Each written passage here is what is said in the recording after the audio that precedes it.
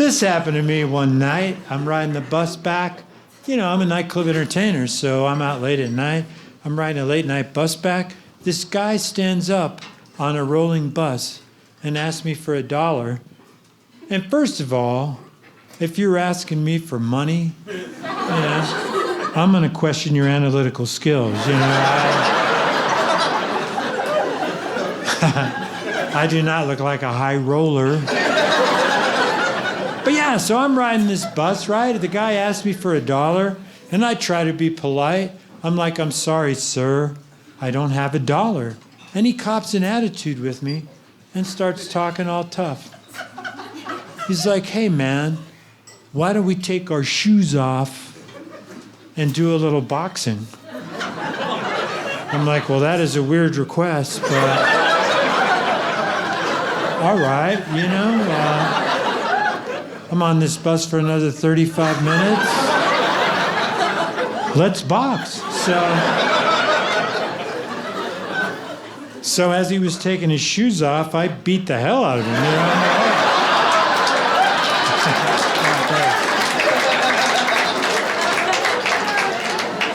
I'm like, you're the one who wanted to fight me over $1, buddy. So,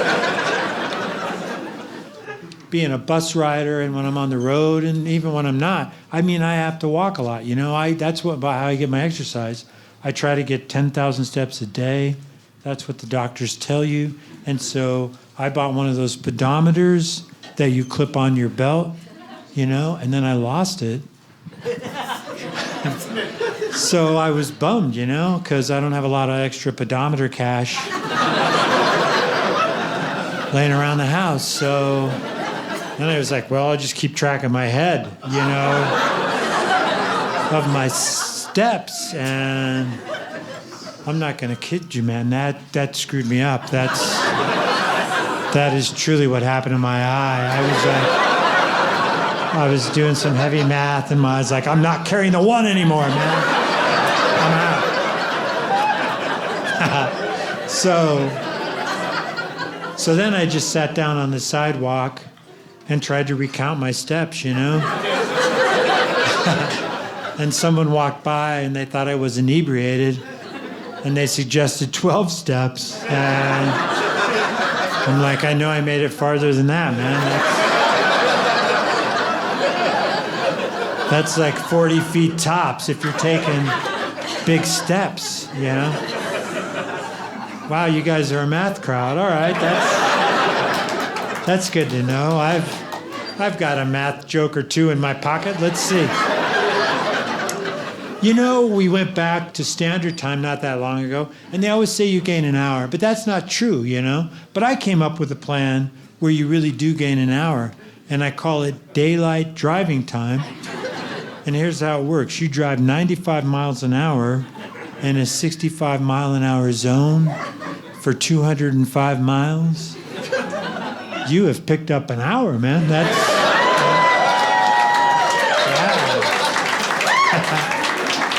That's the good news. The bad news is you're in Nebraska, but you're an hour ahead. So that's another one where you need to get out Google Maps if you're at home.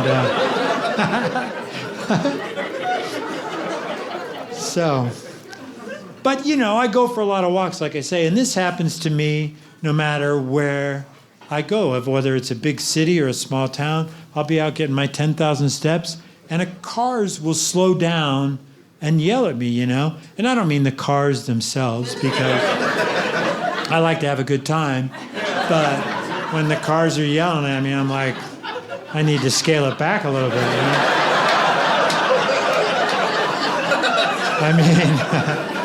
I mean the people in the cars. And what they yell 99 times out of 100 is get a job, you know? Which is sort of funny, but I thought about it, and it's like, I have a job, you know? I travel across the country doing stand-up comedy. I support, yeah, thank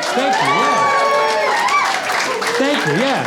I mean, I support restaurants, airlines, and bars wherever I go, you know? So now when a car slows down and yells, get a job, I start running alongside the car, you know?